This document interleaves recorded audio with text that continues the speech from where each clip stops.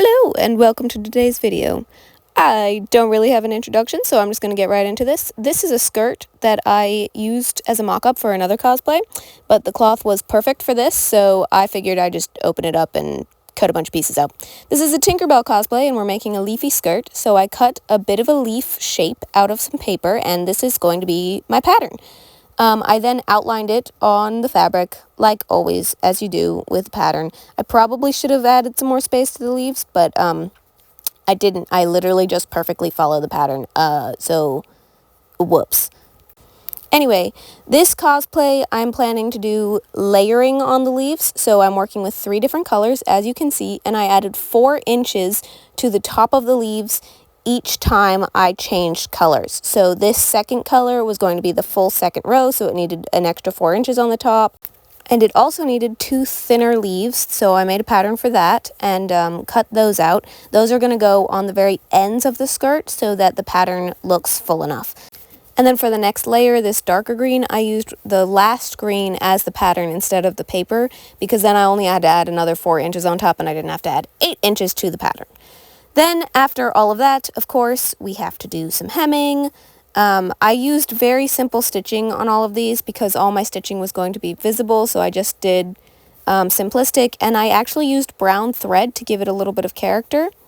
And I used a dark thread with the lightest color and the lightest thread I had with the darkest color because I thought that was fun. I then added these veins to the fabric to make it look even more like leaves. And this part was really fun, but extremely time-consuming because it's repetitive. Anytime you have something repetitive, it's going to take up time. Once I'd put in the veins, I pulled the thread through to one side. I basically used a pin to just hook it and drag it straight through, and then it was easy enough to knot off once you had it on the wrong side. And I had to do this with every single leaf that I was working with, and that's 3 for the top layer, 4 for the second, and 3 for the bottom. And this is what they looked like with their veins in. My dog was unimpressed. This was the full layout of the skirt, and I was loving it at this point. Basically, I just took all of them and I sewed them together. Go very slowly because you're working with a lot of layering and you want to make sure all the leaves are smooth, nothing gets caught and hooked weird, and then you have a weird fold and you have to redo everything. No. So I sewed very slowly. And again, simple seams. Yeah. Anyway, once I had the seams done, I started working on the waistband. I decided to use the darkest green because I thought that would tie in well, and I wanted my waistband to be about 2 inches, so I cut it 5 inches wide to give myself some space, and then just long enough to go around my waist with a little bit of excess to overlay so that it could snap together. And once I had that done, I just cut out my band. This is a pretty typical waistband. I've done these in a lot of videos before. Highly recommend figuring out how to do bands because you will use it in so many projects, I promise you. Okay, so once I had that cut out, started on the band by folding in the inside and then pinning it in place so that the 2 wrong sides are facing out on the band and the bottom skirt thingamajiggy. And then just sew that on in place right as it is. And then once you have that first seam done, you're going to start flipping the band over, and this is where it can get tricky. But it will look super clean and smooth. So basically you just fold it over. You want to do a little fold on your very edge there. So basically it's like a hem. Flip it over and you're going to pin it so that it comes beneath the other side. See where that pin is going? And it's beneath the band, but it's catching the back side of the band. Just like that. And this way, when you begin sewing, you're sewing along the top, just like that, but you are catching the back of the band, but your seam is going to stay hidden along the bottom of the band. I'll show a close-up here in just a second. See right there? Your thread is right along the bottom of the band, and it pretty much hides under the little fold of the band there. It makes it nearly invisible. It's epic. And at the end, it will look like this.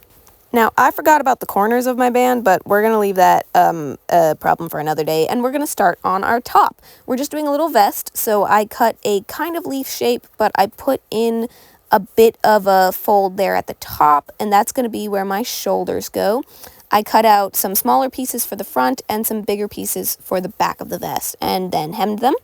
And then I added my veins because these needed them too, since everything is leaves. This is Tinkerbell. Everything has to be made of leaves. We love that for her.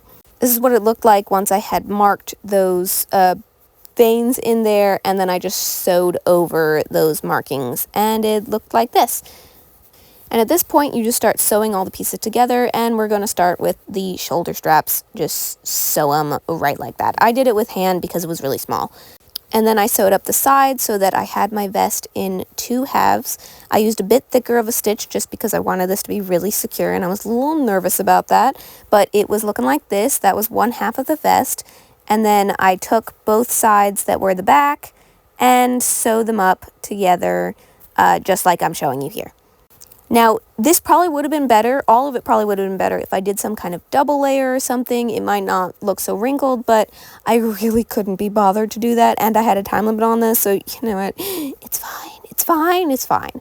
And it did turn out super cute anyway. Alright, so this is what it looked like once I had the back sewn up and our vest was officially in one piece. Remember the corner of those bands? Yeah, so I returned to those. I should have handled this a different way, but no, whatever. And I just hand sewed the band ends closed pretty simply. I could have done it better, but you know what? It's fine. And then I added these snap buttons, just one, because they're pretty secure, and this is an outer layer, so it's fine. I also should have added those before I closed up the band, but it's okay. I figured it out. Once I had those in place, then our skirt was basically done. We could snap it on. It basically functions like a little belt, and there we go. Super cute. Now, I found these little acorn thingies, and I bent the tops into loops, and then I was going to sew them on to my vest as buttons. I didn't know how it would look, but I figured I'd just go for it, and it felt very Tinkerbell-y. So, yeah.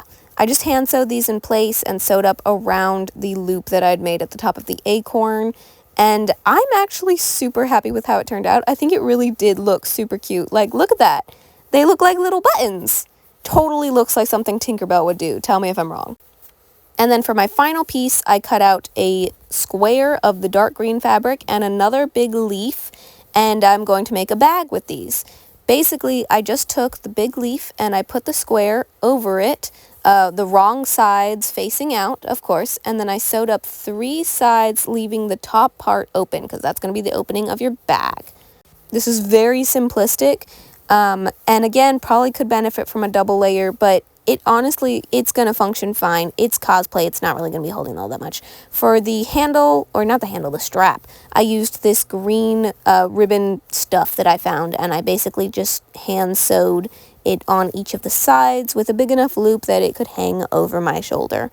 I would like to find a way to attach these more securely, but again, I'm on a bit of a time crunch. So at this point, I was just like, you know what, send it. It's fine. It's fine. But I probably would like to find a way to make it more secure, because straps like this are much more easy to break. So yeah, but it did look super cute in the end, and I'm in love with it. So yeah. This is the bottom layer of my cosplay. I just did a bunch of brown because the brown would make the green pop, I figured. And then this is what the skirt part looked like put on. I love it so much. It is so cute. I love all the different greens. I love the little vest. It really does give such Tinkerbell vibes. I know this isn't an exact copy of any of her outfits, but this is an outfit that I wish she had, honestly, but like better, because you know I'm not a professional or anything, but I do love it. It was so cute.